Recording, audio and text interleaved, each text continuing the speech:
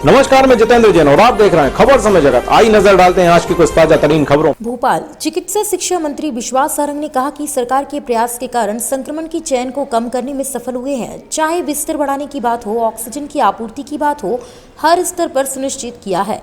हमने हर स्तर पर ज्यादा से ज्यादा व्यवस्था की है। पिछले दिनों से आज स्थिति में कोरोना का पॉजिटिव रेट कम हुआ है, रिकवरी रेट बढ़ा है, लेकिन प्रशंसा या खुश होने की जरूरत नहीं है।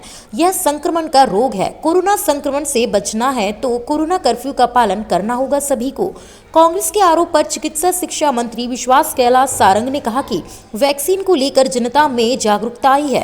कांग्रेस ने नेताओं के मनसूबों पर पानी फेरा है, अफवाह फैलाने का काम किया था, लेकिन आज लोग वैक्सीन लगवाने के लिए आगे आ रहे हैं।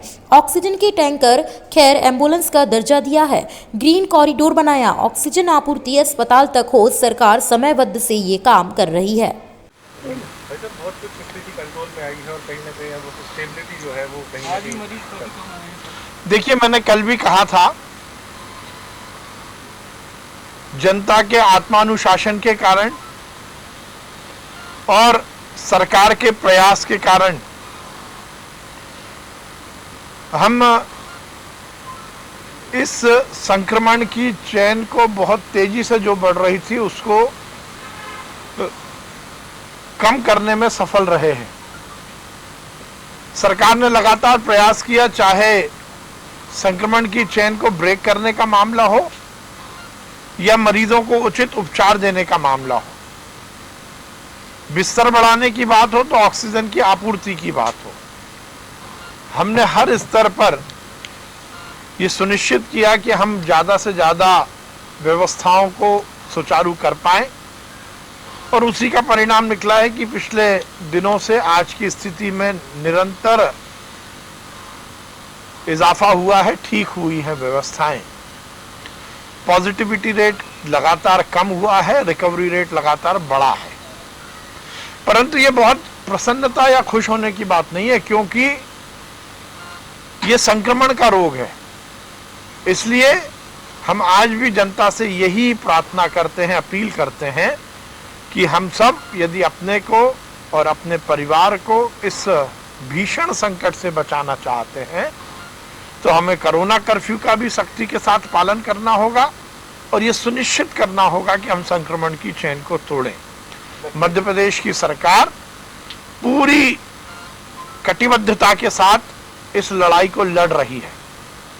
इस देश के यशस्वी प्रधानमंत्री नरेंद्र मोदी जी के नेतृत्व में वैक्सीन बन गई है और वैक्सीन अब 18 साल के ज्यादा उम्र के लोगों को भी लगना शुरू होने वाली है। हमने उसकी पूरी तैयारी कर ली है। मैं हमारे युवा साथियों से अपील करूंगा कि ताकत के साथ आकर रजिस्ट्रेशन कराएं और व्यवस्थित रूप से इस वैक्सीनेशन को लगवाएं। वैक्सीनेशन ड्राइव में भी हमारा अनुशासन दिखना चाहिए। वैक्सीनेशन के जो हमारे सेंटर्स हैं, जो हमारे सेशंस हैं, उन सब पर भी हम आत्मानुशासन के माध्यम से भीड़ इकट्ठी ना करें। 1-2 दिन में वैक्सीनेशन का कार्यक्रम 18 साल से ज़्यादा उम्र के लोगों का शुरू हो जाएगा और उसके बाद निश्चित रूप से हम इस लड़ाई को जीत पाएंगे। हम आशा ही नहीं, विश्वास रखते हैं कि कोरोना हारेगा और हम जीतेंगे।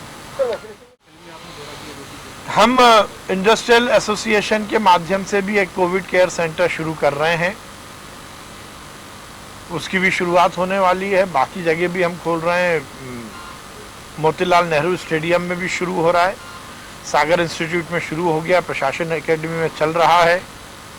अलग अलग स्थानों पर भी लगभग 2000 बिस्तरों का कोविड केयर सेंटर है और अब सरकार ने ये विचार किया है कि कोविड केयर सेंटर के साथ साथ हम व्यवस्थित अस्पतालों का ज़्यादा निर्माण करेंगे, उसमें बिस्तरों की व्यवस्था करेंगे। तीसरी, यदि लहर आती है तो उससे पहले हम चौक चौबंद हो जाएं, इसकी व्यवस्था करेंगे और इसीलिए प्राइवेट सेक्टर और गवर्नमेंट सेक्टर दोनों में ऑक्सीजन के निर्माण की यूनिट लग जाएं, इस पर भी हम काम कर रहे हैं। निश्चित रूप से अब जनता में जागरूकता आई है और कांग्रेस और खासकर विपक्ष के नेताओं के उन मंसूबों पर पानी फिरा है जिन्होंने वैक्सीनेशन को लेकर और वैक्सीन को लेकर तरह तरह के अफवाहें फैलाने का काम किया था।